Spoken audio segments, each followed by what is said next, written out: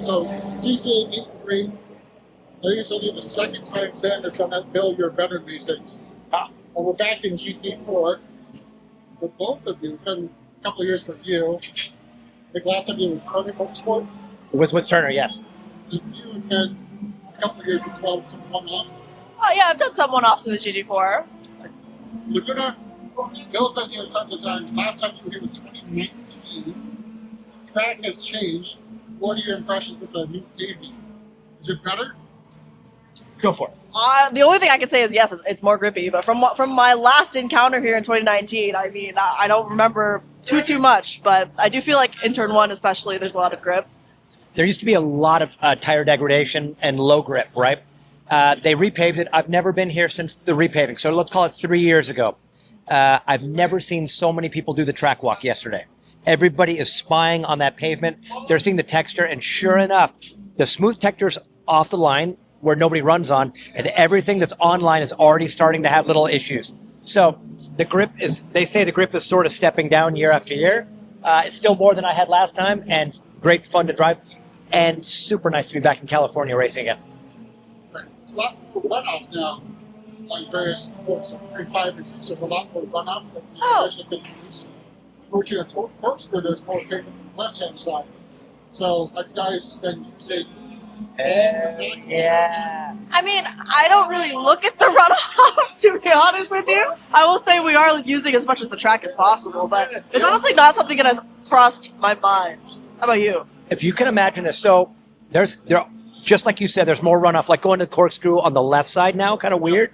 And I followed Robbie Foley, my buddy, right? And as I go up there, I'm like, what are you doing over there? He crosses completely over and comes dead straight to the corkscrew. So the next line, the next time I go up there, I am literally 20 feet to the left, coming to the corkscrew straight. So yes, there are parts of the track that you can utilize from this. Leaving 5, you can sort of jump over the top, get to the back, come back, but it's still kind of same. Yeah, so basically lots of grip on the left-hand side, and it sets up with better radius going down the corkscrew.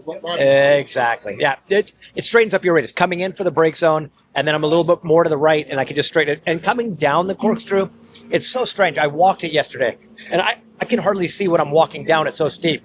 And when I'm in the car, I do not see where I'm going. It's like Hail Mary every time you go over, and you hit things, and you're like, I'm hitting something. I don't know what I'm hitting. And you just bottom the car out, and out you go on the bottom. But it's fun. Point and shoot, hope that you make it through the apex, essentially. Is the runoff the green part, you mean? Yeah. Oh. Well, no, when you're going up the hill towards corkscrew, everybody drives all the way to the left of that green. I'll show it to you. I forgot to tell you. Not that. I mean, I was already there, but I didn't know that was like an addition to what they had previously. Yes, yeah. But that was the mini license. It's outboard from Robbie. It's something I sent you. Oh, right. Okay. But either here, so GT4, how's it jumping in GT4 coming from both you guys do GT3? It's a different car, different power, so how does that affect your driving style? It's very different than the GT3, especially like I just came back from Shanghai, so it is really jumping from one platform to another. Got a lot less downforce, less kind of little tools to play around with. For example, like the traction control. This has a 10-step traction control system, but the GT3 has, what, 15? 15, I believe, at our maximum. Just a lot of little things that you can't change as much on the fly. Still very, very adaptable, but I will say jumping back into the GT4, you are really, truly always on the limit. Kind of scary. You feel the bumps a lot more, especially. Yeah, altogether, very fun car still. GT4 car is truly based on a street car. Like it is, if you look at it, that engine, that drivetrain, all of it is a street car. So they've adapted a super, there's very few companies that can take a street car and turn it into a full-blown winning GT4 race car. BMW is one of them, right? So you're way more limited. Like Sam said, you know, your traction control routines, we can't adjust the ABS routines. There's things that we're sort of missing, map control. And yes, I love it. When you're in that GT3 car and you heave it into like turn 10 or turn 9, and you just feel the compression of the car pushing down on you, you're missing that with this car a little bit because you just don't have the overall downforce. And then that limits your braking power, things that you can do. But you just slip it and slide it around and have fun. And the racing, there's almost nothing better. You're talking 40, 50 cars in every field, so the fields are great. That's a big difference in what you're doing at the SRO. So very small field of 14, 15 cars tops. Only race. What's it like jumping from that experience to 40 or even 50 cars like you? How do you have to think about driving? It's so much fun because you're racing like the entirety of the race. Not to say that we weren't racing in SRO, but there's just so many more cars, and you really have to think about track position during qualifying and how you're constantly thinking about your racecraft during a race here. Yeah. Yeah, it's good for racecraft building. This is a great feeder series to GT3. GT3, they're not as I don't even know the word, animalistic. Like, these guys in GT4 will mob you and crush you in every corner. If they can get by, they will slam it in and go by, or vice versa. They're very aggressive here, and it makes it really fun for action. But you also need to keep those fenders on the car for the 2-hour race that you have to do in order to bring it to the front to the end. You guys are those figures as teammates, but not sharing the same cars. It's the first time sharing fun. What's it like sharing with I always have old guy. Old guy, right? You just call Bill old. Experience guy. He's like 30. What do you mean?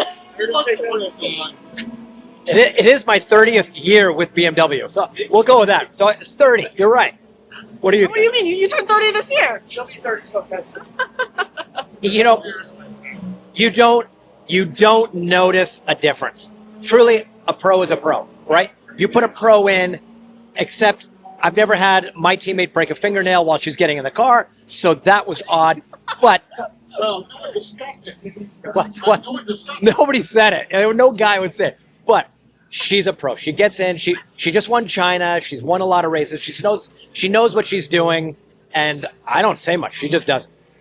I did mention that if we're to paint the names with podium, I think you said that would keep the fingernail paint on. Color. What color are we doing? Yeah. Bill? What? Yeah. I think it's going to be Sam's choice on this. Good luck, John. Oh yeah. She brings this thing to the victory podium. I will do almost anything. I don't care. It's gonna be pink. It's gonna be pink, guys. Make those nails pretty for Bill. That's it. Yeah. That would be a great video. Her doing my nails. Now that would be great. Podium, get it done. Get it done. That's it. That's it. But on my side, did you want to? On my side. I mean, he just said that he's been with BMW for 30 years. I mean, it's an absolute honor to be working with you, Bill. You're a legend. You're a legend. And I mean, just being able to be a sponge of knowledge from you. It's truly a pleasure to be working with you. And I'm learning so much this year, especially like the racecraft side of things. I mean, there's no better teacher, honestly. Something different for you, not so in the same height. Because you're working with Robbie. I think I might be Oh god. Yeah. Is this much easier transition? Jumping it down. Hey, I have to loosen my belts after she gets out of the car. Try that one out for size. Well, she does have an insert. The insert comes out, so yeah, I do. Just flashing. Yeah. All right, so I'm cheating, but I do have to tighten the belts. But we are very similar in height. I still have an inch on you, maybe. I don't know. I don't think so. She's probably wearing high heels. Not fair. But yeah, Some good experience with Bill has been so roughly the same height. that's It's easy. always been so tall. Yeah, bigger, taller. That's good. And so we talk about the color, we go walk around the court, want to talk about the pictures thing. I mean, it's based on your G82 M4. It's pretty much in GT4, like, you're not allowed so many modifications. We can obviously change the wing, different brake compounds, a little bit on the suspension, but it's not like the GT3 where you have so many more different modifications. Let's take a... am I allowed to touch the car? Okay. We are good. Yes, permission. Welcome to my office. Normally there's not weights in here because we are trying to be, more aerodynamic. Well, is this roughly weight of you and Bill? Yes. Yes. So 100 pounds roughly. you think? Exactly. But this is where the pilot sits, if you will. Yes, this is the cockpit. You see this nice mesh background. There Is that is yours? air that comes... This is without my insert in the car currently, Okay. but air comes through here. We do have AC in this car. Right. Limited, but we do have AC. Center console here. You can't see any of the buttons currently, but This car's up. you can infer that there are some very important things on there. Also missing the steering wheel, which I was going to talk about. But I remember the first time we did 7 years ago, we had the PSO, which you called the pumpkin spice latte It button. wasn't meant to be perfect. That's that. But there's actually, I think, 3 speed settings now on this car, mostly because of this car is run quite often at Nürburgring, so they have, code 60, Right. they have the full course yellow button, and pit speed limiter. So you got 3 different speed settings in this car. You don't have that in the GT3, actually. Other than that, one of my favorite features, it's in the center console, but when you're trying to dyno this car, they actually have a little dinosaur icon on the screen. Yeah. Very cute. Very cute. Not Rexy. Enemy territory there, but not Rexy, but a cute dinosaur. Yeah, and then like I was saying earlier, we can't change the ABS mapping in this car, but we do have traction control, a 10-step traction control system. On top of that, there is like your typical like TC on, MDM, full traction control off, and then once you turn the traction control off, you can actually adjust the 10 steps. It's probably very similar to like M cars, current cars. Yes, We have a 10 yes. steps. Which I absolutely love. I drove the M2 recently, and it does have that 10-step traction control system. I do believe it's also in the M4 and in the M3. With an option, like the M4 CS that I know you guys have. Yeah. So have it by default. So it has it by default. Yeah. It's an option package on the M3. And it is so good, you guys. I love that feature. Very, very refined. Other than that, we've got a brake bias button in there. This massive, what do you call that? Knob? iDrive control. Actually just controls the airflow. Or air conditioning as well. Yes.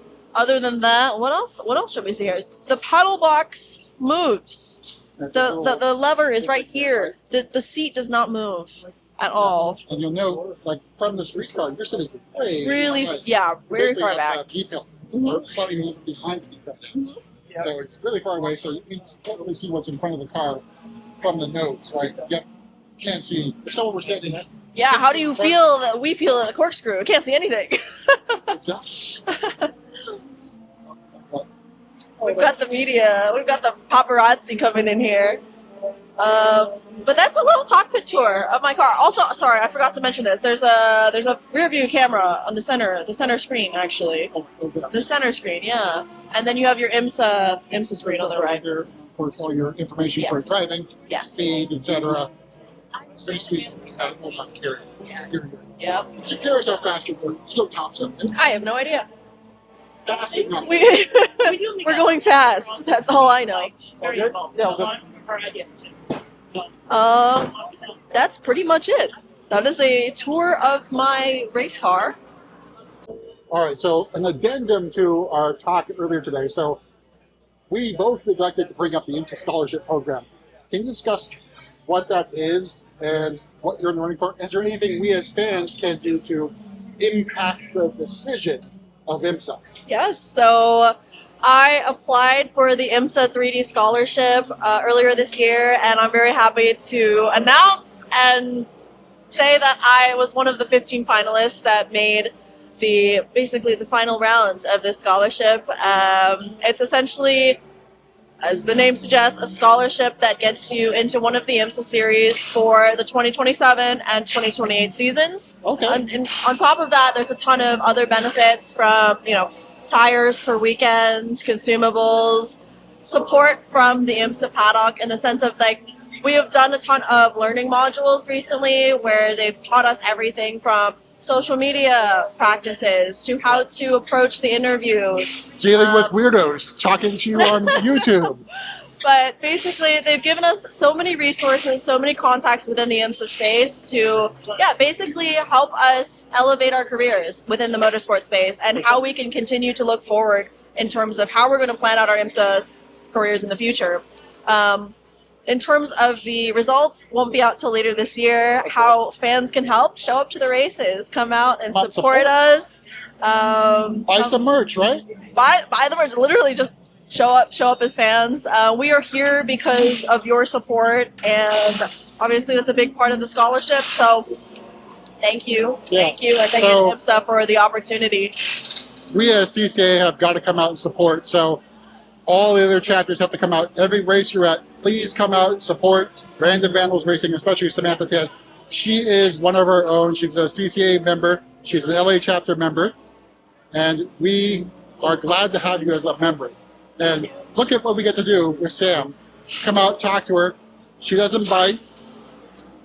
Not anymore. Not with the training that you've had. But she's very, very friendly. She's more than happy to talk to everyone out there and really wants to help grow females in motorsport. Not just females in motorsport, but females in automotive. I mean, somebody that grew up such a big car fan and BMW fan, I love to see all the women drivers and fans and car enthusiasts coming out to these events. So keep growing. All right. As always, appreciate all the time. Thanks for the tour. So CCA members, look out, reach out to Sam and see if you can basically create your own experience with meet and greets with her. She's more than happy to show around the car. It's really fantastic. Thanks so much, Sam, for your time. Thank you. And good luck in qualifying. Thank you. See you guys soon.